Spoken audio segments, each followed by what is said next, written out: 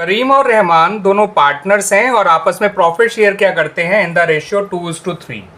तो करीम और रहमान जो कि आपस में प्रॉफिट शेयर किया करते हैं इन रेशियो 2:3, इन्होंने नवल को नया पार्टनर बनाया फॉर हाफ शेयर। ठीक है बच्चों। अब नवल जो है वो ₹5 लाख अपनी कैपिटल लेकर आया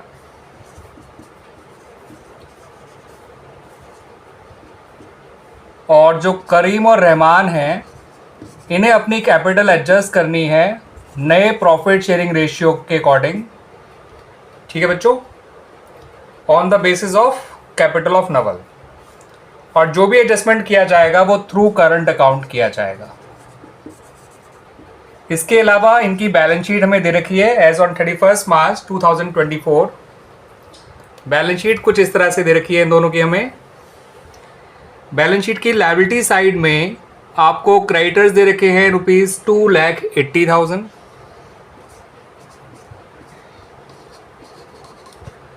जनरल रिजर्व दे रखा है 80,000 और इनकी कैपिटल्स दे रखी है ₹3,75,000। ये करीम की है और रहमान की है 1,25,000 और टोटल है 8,60,000। एसेट साइड में आपको कैश इन हैंड दे रखा है ₹40,000। उसके अलावा आपको सन्ड्री डेटर्स दे रखे हैं ₹2 लाख। फर्नीचर भी दे रखा है 2 lakh. Sundry debtors 2 lakh, furniture वो भी 2 लाख। उसके अलावा मशीनरी दे रखी है 3,10,000 और बिल्डिंग दे रखा है 1,10,000। मशीनरी 3,10,000 और बिल्डिंग जो है वो है 1,10,000। ठीक है बच्चों, टोटल है 8,60,000। ये है इनकी बैलेंस शीट। क्लियर बच्चों।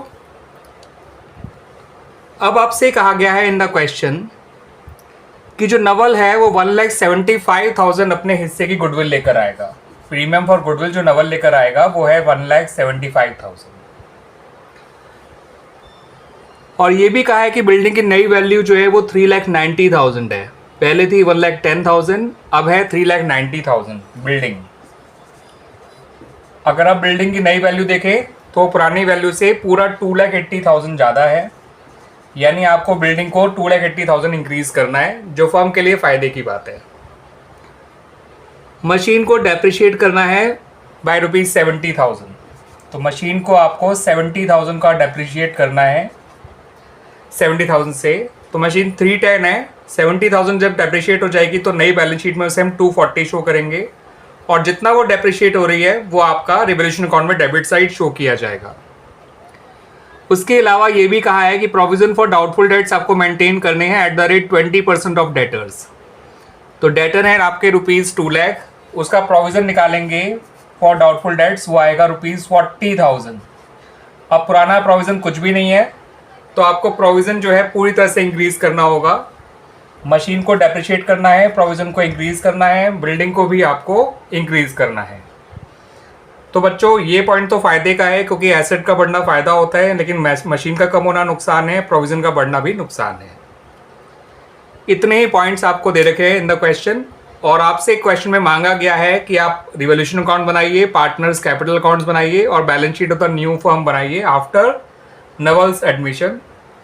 और याद रखिएगा बच्चों, यहाँ पे क्वेश्चन जो है वो कैपिटल एडजस्टमेंट का है, बिकॉज करीम और रहमान को अपनी कैपिटल को नए प्रॉफिट शेयरिंग रेशियो के अकॉर्डिंग एडजस्ट करना है, नवल की कैपिटल को बेस मानते हुए, और जो भी एडजस्टमेंट किया जाएगा इनके कैपिटल अकाउंट्स में वो किया जाएगा थ्रू करंट अकाउंट्स।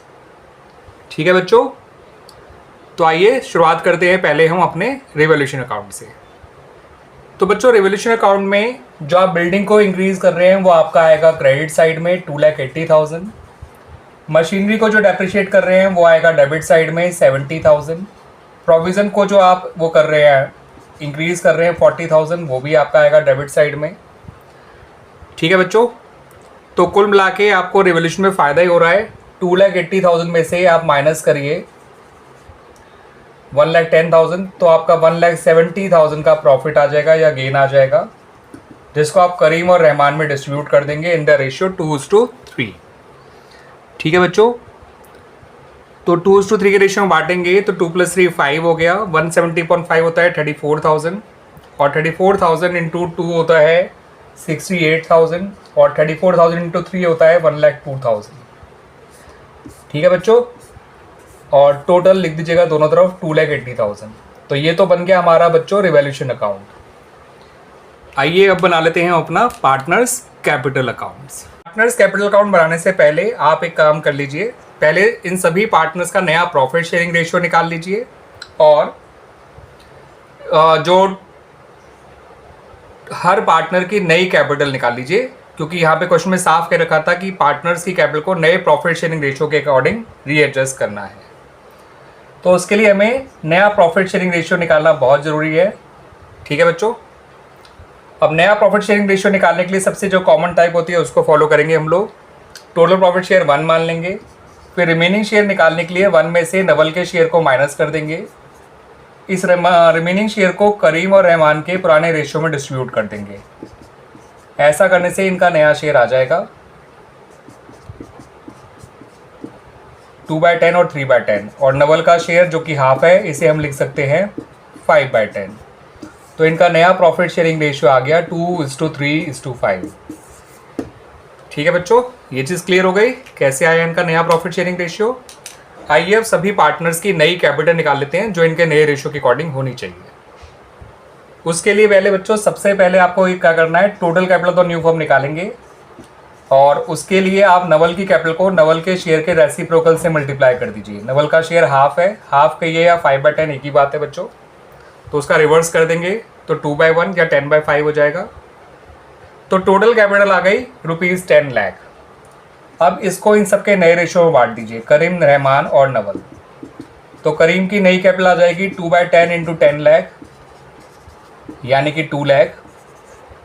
रहमान की नई कैपिटल आ जाएगी 3/10 इंटू 10 लाख यानी कि 3 लाख। नवल की तो नई कैपिटल आनी ही 5 लाख है, बट फिर भी करके दिखाना है तो 5/10 इंटू 10 लाख करेंगे तो ये आ जाएगा 5 लाख। अब जब आप पार्टनर्स कैपिटल अकाउंट्स बनाएंगे तो उनके जो क्लोजिंग बैलेंस के तौर पे इनकी ये वाली कैपिटल्स लिखिएगा बच्चों। ठीक है बच्चों, और फिर उनके कैपिटल अकाउंट को बैलेंस करने के लिए जितना भी कम ज़्यादा होगा उनकी डेबिट या क्रेडिट साइड में उसको करंट अकाउंट से पूरा करिएगा। तो बच्चों सबसे पहले इनका कैपिटल अकाउंट के पुराने बैलेंसेस लिख लीजिए 3,75,000 और 1,25,000। ठीक है बच्चों, फिर नया पार्टनर जो कैपिटल लेकर आया है उसको लिखिएगा बाय बैंक अकाउंट 5 लाख। फिर जो नया पार्टनर प्रीमियम फॉर गुडविल लेकर आया है 175, उसको इनके सेक्रीफाइसिंग रेशियो बांट दीजिए, जो हम 2:3 ले लेंगे बच्चों। तो 175 को जब 2:3 के रेशियो में बांटेंगे तो 70,000 और 1,05,000 आ जाएगा। फिर अब रेवोल्यूशन का प्रॉफिट जो आया था वो बांट दीजिए, ये आया था बच्चों आपका 68,000 और 1,02,000। ठीक है बच्चों, उसके बाद जनरल रिजर्व जो था 80,000 उसको बांट दीजिए 32,000 और 48,000। सही है बच्चों, और क्लोजिंग बैलेंस ऑफ कैपिटल के तौर पे जो हमने अभी निकाला है सबकी नई कैपिटल्स उसको लिखिएगा। नॉर्मल तरीके से जो क्लोजिंग बैलेंस निकालते हैं वो मत लिखिएगा। तो करीम में लिखिए 2 लाख, रहमान में 3 लाख और नवल में 5 लाख। अब इनके अकाउंट को बैलेंस करिए बच्चों, और जो भी बैलेंसिंग फिगर होगा वो उनके करंट अकाउंट में ट्रांसफ़र कर दीजिएगा। ये है 1 लाख और ये है 170,000, तो 170 और 3 470 और 75 होता है 545। 5,45,000 में से 2 लाख कम करेंगे तो आएगा 3,45,000। ये जाएगा करीम के करंट अकाउंट में। ठीक है बच्चों, ये करंट अकाउंट बाद में बैलेंस शीट में लायबिलिटी साइड जाएगा, इसको ध्यान रखिएगा। 545 यहाँ भी लिख लीजिए। रहमान का आ जाएगा 125 और 105 होता है बच्चों 230 और 150 होता है 380 में से 3 लाख कम करिए, यहाँ आ जाएगा 80,000। यहाँ लिखिएगा टू रहमान्स करंट अकाउंट। ठीक है बच्चों, 80,000। और नवल का तो क्रेडिट और डेबिट दोनों बराबर है, तो उसमें तो कुछ आपका बैलेंस फिकर आएगा ही नहीं। और इस तरह से हमारा पार्टनर्स कैपिटल अकाउंट कंप्लीट हो गए। ठीक है बच्चों, ये दोनों के जो करंट अकाउंट निकल कर आए हैं ये बैलेंस शीट की लायबिलिटी साइड में जाएंगे। जब भी आप करंट अकाउंट को कैपिटल अकाउंट के डेबिट साइड में लिखते हैं, इसका मतलब करंट अकाउंट जो है वो क्रेडिट हो रहे हैं। और अगर करंट अकाउंट सिर्फ क्रेडिट हो रहे हैं तो उनका जो फाइनल बैलेंस निकल के आएगा वो क्रेडिट बैलेंस होगा। और क्रेडिट बैलेंस बैलेंस शीट में लायबिलिटी साइड लेके जाते हैं, इस बात को ध्यान रखिएगा बच्चों। जो बैलेंस शीट बनाएंगे आप, तो बैलेंस शीट में क्रेडिटर्स आपको एज इट इज लिखने हैं, उसमें कोई चेंज नहीं हुआ। तो क्रेडिटर्स आएंगे 2,80,000। जनरल रिजर्व आएगा नहीं क्योंकि आपने उसको डिस्ट्रीब्यूट कर दिया अमंग द पार्टनर्स। कैपिटल सबकी नई वाली लिख लीजिए, करीम, रहमान और नवल की, जो कि आई थी 2 लाख, 3 लाख और ₹5 लाख। उसके अलावा करंट अकाउंट लिख लीजिए करीम और रहमान के, जो हमने भी निकाले थे, 3,45,000 एंड 80,000। ठीक है बच्चों, क्लियर हो गया इतना?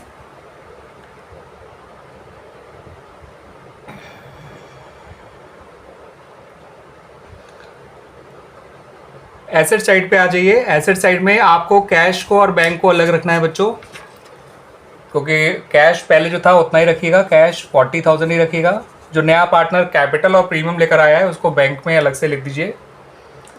तो बैंक में आ जाएगा 6,75,000, 5 लाख नवल की कैपिटल और 1,75,000 जो प्रीमियम लेकर आया था। ठीक है बच्चों, बिल्ड। और उसके बाद आप डेटर्स में प्रोविज़न हटा के लिखिएगा। तो सन्ड्री डेटर्स तो आप अंदर तो 2 लाख ही लिखिएगा, माइनस प्रोविज़न कर दीजिए 40,000, तो ये 1,60,000 आ जाएगा। उसके बाद आपको जो फर्नीचर है उसको एज इट इज़ लिखना है, क्योंकि जो भी चेंजेस आए हैं वो बिल्डिंग और मशीनरी में आए हैं, फर्नीचर में नहीं आया। तो फर्नीचर आपका जितना देर का था उतना लिखिए, 2 लाख। मशीनरी को 310 में से 70,000 कम करके लिखिए, 240। और बिल्डिंग को आप सीधा उसकी नई वैल्यू लिख दीजिए, 3,90,000, या 110 में से 280 बढ़ा के लिखिए, एक ही बात है।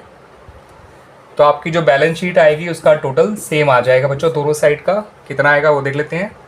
ये सब जोड़ के 10 लाख आएगा, ये 280 है तो 1280 हो गया, 1280 और 80 1360 हो गया, 1360 और 3 1660 1705, तो 17,05,000 आ जाएगा बच्चों टोटल ऑफ लायबिलिटी साइड।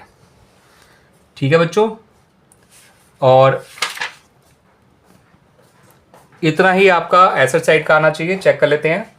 390 और 240 होता है 630, 630 और 2 लाख होता है 830, 830 और 1 होता है 930 और 6990, 1030।